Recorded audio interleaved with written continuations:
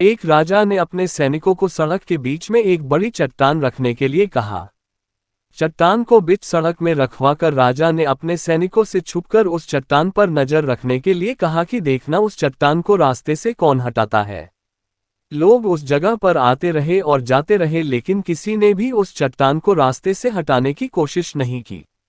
उस चट्टान के पास से लोगों के गुजरने वालों में राजा के कुछ करीबी लोग और शहर के बड़े व्यापारी भी शामिल थे, और उनमें से कुछ लोग तो राजा को ही कोसने लगते कि क्या राजा इस चट्टान को भी रास्ते से नहीं हटवा सकता।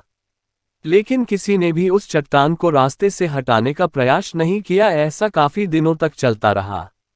एक दिन एक किसान अपनी सब्जियों के साथ उधर से गुजर रहा था। उसने चट्टान को रास्ते में पड़े देखा और सोचा कि सबको इस चट्टान की वजह से कितनी तकलीफ हो रही है। उसने अपनी मजबूत लाठी से उस चट्टान को एक तरफ धकेलने की कोशिश शुरू कर दी। काफी कोशिश के बाद वह उसे सड़क से हटाने में कामयाब हो गया। चट्टान रास्ते से हटाने के बाद किसान अपनी सब्जियों को उठाकर जाने ही वाला था कि अचानक उसकी नज़र एक पोटली पर गई जो ठीक उसी जगह पड़ी थी जहां से उसने वह चट्टान हटाए थे।